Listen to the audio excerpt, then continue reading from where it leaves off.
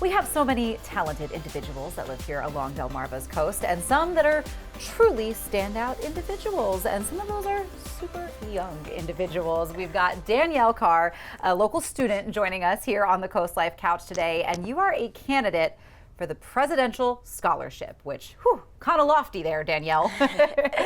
First, just tell us a little bit about yourself and what school you go to, and then we'll dive into the smart stuff. Okay. So I'm a senior at Worcester Prep, and I've been there all my life. Nice. Long place to be. One place that it feels 15 that way for now. But I do a lot of stuff sort of all across the board. I've played piano for 14 years. I try to maintain my academics as best as possible. I love staying active, so I'm also a member of lacrosse and soccer. Soccer is more my thing than lacrosse, though. Okay. Yeah. I was a lacrosse girl. You know, the hand-eye coordination. I was the goalie, I should say. Okay. That's the hardest position on the team. Yeah. And then I love leadership, so I'm also class president, and I founded a few clubs at school, and yeah. Sounds like a lot on your plate. Yeah. Which makes it, in my opinion, very difficult to keep up with those academics, but you seem to be doing it all, Danielle. And all of those things that are on your plate are kind of what led you to become a candidate for this presidential scholarship. So tell us what the requirements are and how you're a part of this.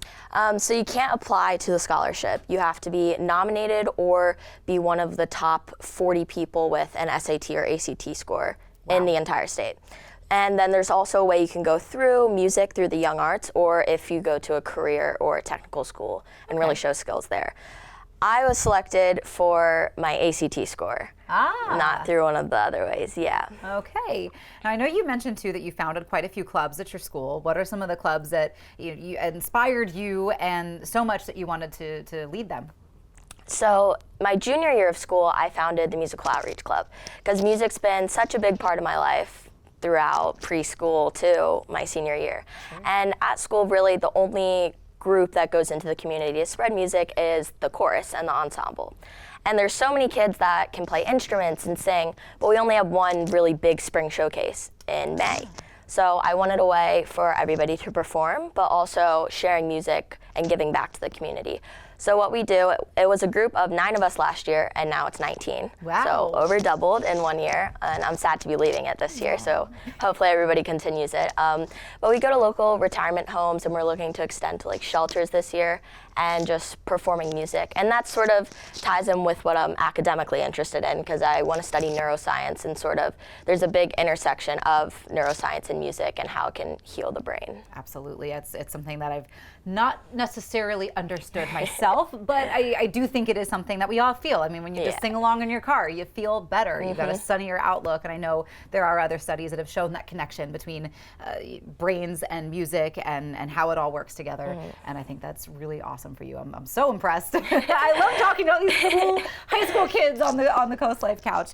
So what are some more of the details of this presidential scholarship? When will you know if you go from candidate to recipient? So it's chosen out of, I believe, 3.8 million seniors. And you got the application, the feedback came back last week of January. So I just received it in the mail, and I have to write 7 essays in 20 days. And it's kind of like the Common App for college. So sort of I'm used to it a little bit. You have to put in your activities, get a recommendation, transcript, all that. And that's due February 26th. And then if you're a semifinalist, I think it's like 16% get chosen as a semifinalist in April, and then 161 are notified in May, and there's a big White House ceremony in June. And it's a lot. It's a lot. Just a little bit of pressure for you, Danielle. But just add it to all the other academic things and extracurriculars that you already have on your plate. But I know you're going to crush it. So good luck with all that you have coming your way. And congratulations for becoming a candidate, because that is not easy.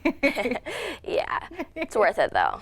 Definitely worth it. Well, again, Danielle, good luck, and thank you so much for hanging out and chatting with us here, and maybe inspiring some young viewers at home to keep it up with your academics and all that you love to explore and are passionate about. But coming up on CoastLife, we've got some more fun coming your way, so stick around.